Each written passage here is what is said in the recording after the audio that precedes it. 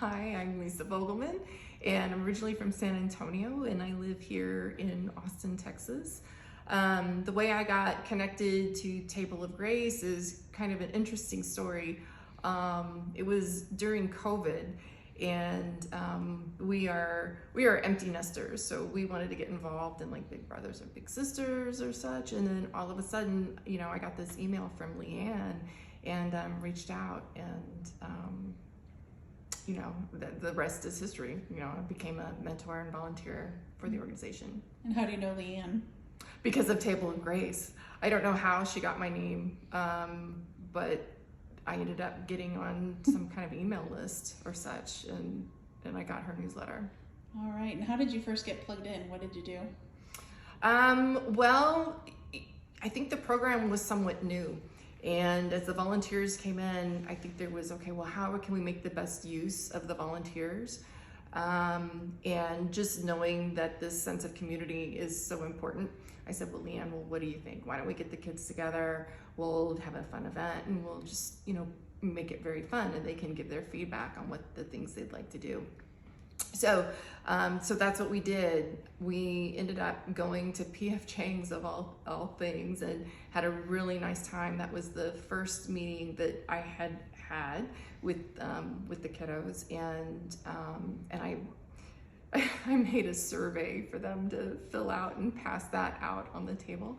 And so, they ranked what they wanted to do, what would be meaningful for them. And so we just started going down the list, and that's where it went from there. What was one of the things on the list that stood out to you? Oh, well, the first thing that was on the list was actually going to Six Flags. So we got the kids together, we went to Six Flags. The other things that they wanted to do was they wanted to go, get manicures and pedicures. So, that's been a thing. Getting together and going to pinballs, was one of the things that we did. And really, I think anything they enjoy, as long as there's fellowship and community. Mm-hmm. You were telling me a little bit about your anti-mom car. Yeah, so one of the kiddos, I took her to all-you-can-eat sushi, and she didn't know that the car we were in was a convertible, because you can't tell by looking at it that it is. And so after we had our fill of sushi, I was telling her, about the car. She mentioned how pretty it was. I said, hey, it's a convertible. Did you know that?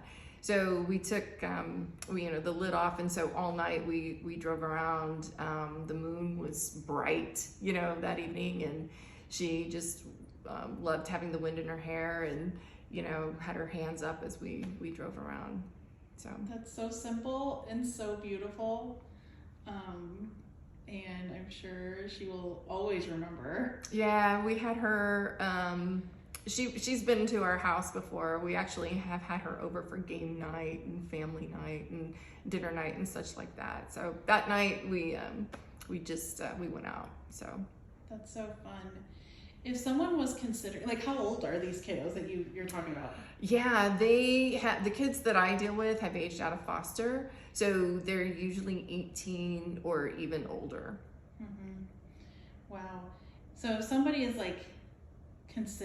wondering if they should get involved in helping with kids that are either currently experiencing foster care or who've recently aged out and just need healthy adults in their lives, what would you say? Yeah, I'd say that the kids are pretty amazing. So you can really build some meaningful relationships that are special. And if you think that you can have an impact on their lives in a meaningful way, I'd highly recommend it. Sometimes I think I get as much out of it as they do. I always love hearing, what they're going through, maybe their point of view, and, seeing a way that, if it's even a small way that I can impact their lives and kind of set it on a positive trajectory. I mean, that's always a good thing. Yeah. I often hear people say wow, it must take a really amazing, special person to do what you do. what do you feel is like your biggest superpower that you bring to this table? That's an interesting question. I think that it's an ability to just connect and see beyond maybe a facade into, what's behind, the behavior, right? What's in the heart. Because at the end of the day, everyone wants to be loved. Everyone, wants to have a great life. Everyone wants to do something meaningful. And so when you, look beyond maybe, a facade and look at that, which is a very strong human motivation, then it becomes really easy to connect, I think. Yeah. So would you say like a quality that somebody should possess is just being willing to love people? That and, having an open mind and an open heart and, a willingness to help.